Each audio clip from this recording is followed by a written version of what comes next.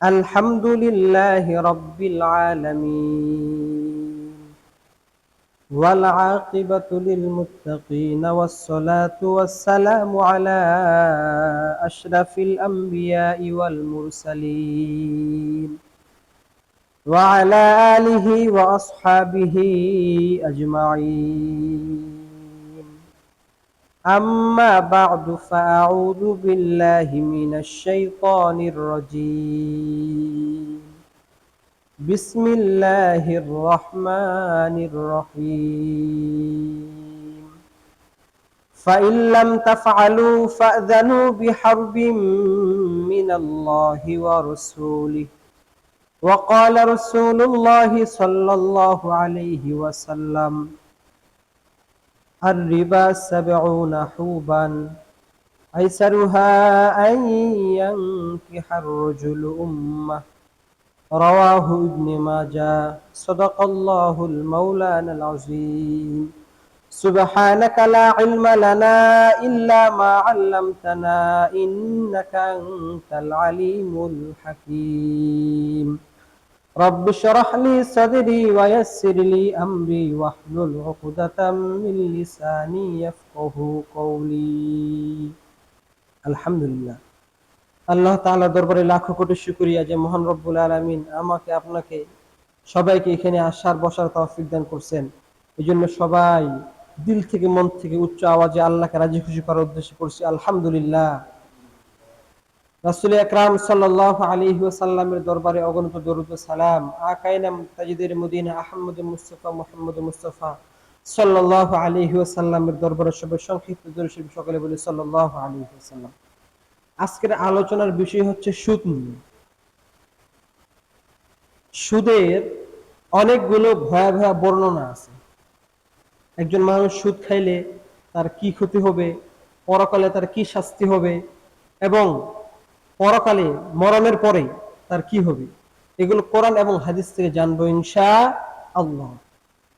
প্রথমত আল্লাহ তাআলা সূরাতুল বাকারার 279 নম্বর আয়াতের ভিতরে বলেন, কোন ব্যক্তি যদি সুদ খায় সে যেন সরাসরি আল্লাহ এবং আল্লাহ রাসূল সাল্লাল্লাহু আলাইহি ওয়াসাল্লামের বিরুদ্ধে যুদ্ধের ঘোষণা দিবে। দলিল সূরাতুল বাকারা 279 নম্বর আয়াত। আল্লাহ বলেন, فَإِن لَّمْ تَفْعَلُوا فَأْذَنُوا بِحَرْبٍ مِّنَ اللَّهِ وَرَسُولِهِ।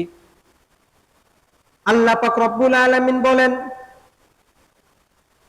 কোন ব্যক্তি যদি দুনিয়ার বুকে সুদ খায় সে যেন আমি আল্লাহ এবং আমার রাসূল সাল্লাল্লাহু আলাইহি ওয়াসাল্লামের বিরুদ্ধে যুদ্ধের ঘোষণা দেয়। উমদাতুত তাফসীর 1 নম্বর খণ্ড 330 নম্বর পৃষ্ঠার ভিতরে বলা আছে, কোন ব্যক্তি যদি সুদ খায় তাহলে কিয়ামতের ময়দানে, হাশরের ময়দানে রব্বুল আলামিন বলেন, ও সুদখোর, তুমি তোমার সুদ নামক অস্ত্রটা নিয়ে নাও, আমি আল্লাহ এবং আমার রাসূলের বিরুদ্ধে যুদ্ধের জন্য তৈরি হয়ে যাও।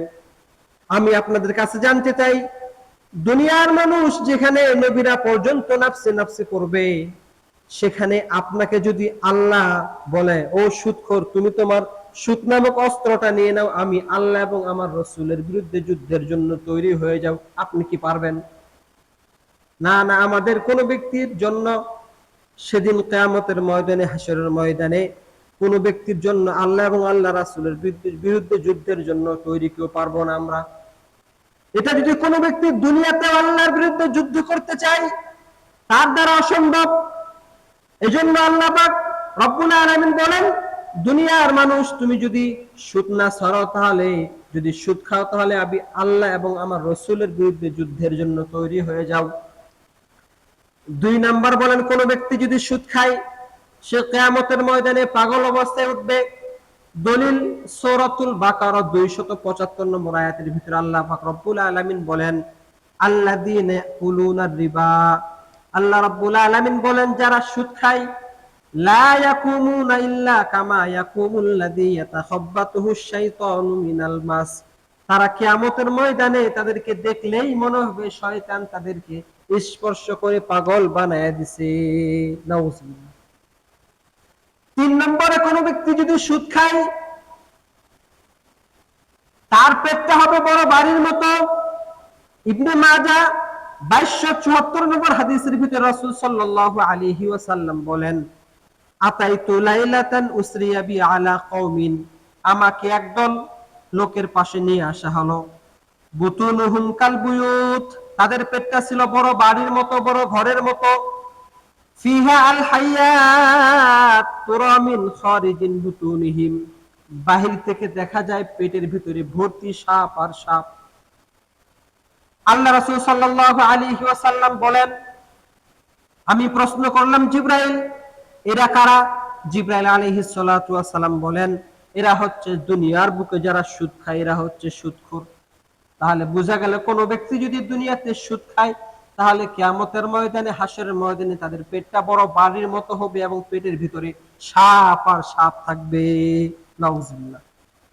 4 নম্বরে কোন ব্যক্তি যদি সুদ খায়, সেজন্য তার নিজের মায়ের সাথে জিনা করে। দলিল ইবনে মাজাহ 2273 নম্বর হাদিসের ভিতরে রাসূল সাল্লাল্লাহু আলাইহি ওয়াসাল্লাম বলেন, আর রিবা 70 হুবান, আল্লাহর নবী বলেন সুদ গুনাহের 70টি শাখা প্রশাখা রয়েছে, তার মধ্যে আইসারুহা আইয়ানকিহার রাজুলু উম্মা, তার মধ্যে সবথেকে ছোট শাখা হচ্ছে নিজের মায়ের সাথে জিনা করা। নাউজুবিল্লাহ। কোন ব্যক্তি যদি সুদ খায়, সেজন্য নিজের মায়ের সাথে জিনা করলো। এখন কোন ব্যক্তি যদি নিজের মায়ের সাথে জিনা করলো, সে কি জান্নাতে যাবে কিনা? তার মানে বোঝা গেল কোন ব্যক্তি যদি সুদ খায়, এত নিকৃষ্ট কাজ মায়ের সাথে জিনা করলো। 5 নম্বরে কোন ব্যক্তি যদি সুদ খায়, সামান্য পরিমাণ সুদ খায়, সেজন্য 36 বার জিনা করার থেকেও বেশি অপরাধ করলো। মুসনাদে আহমদের 22007 নম্বর হাদিসের ভিতরে রাসূল সাল্লাল্লাহু আলাইহি ওয়াসাল্লাম বলেন, কোন ব্যক্তি যদি সামান্য পরিমাণ জেনে শুনে সুদ খায়, সেজন্য 36 বার জিনা করার থেকে নিকৃষ্ট অপরাধ কাজ করলো। এজন্য প্রিয় ভাই, আসেন আমরা গুনাহমুক্ত হই, আসেন আমরা সুদ মুক্ত হই, আসেন আমরা চুরি মুক্ত হই। এজন্য আমাদের বিরত থাকতে হবে, ইসলাম থেকে মানতে হবে, ইসলামের কথাগুলো জানতে হবে, ইসলামের কথাগুলো সঠিকভাবে মানতে হবে। আল্লাহ তাআলা আমাদের সকলকে কথাগুলো বুঝার এবং আমল করার তৌফিক দান করুক। ওয়া আখিরু দাওয়ানা আলহামদুলিল্লাহি রাব্বিল আলামিন। আসসালামু আলাইকুম ওয়া রাহমাতুল্লাহি ওয়া বারাকাতুহু।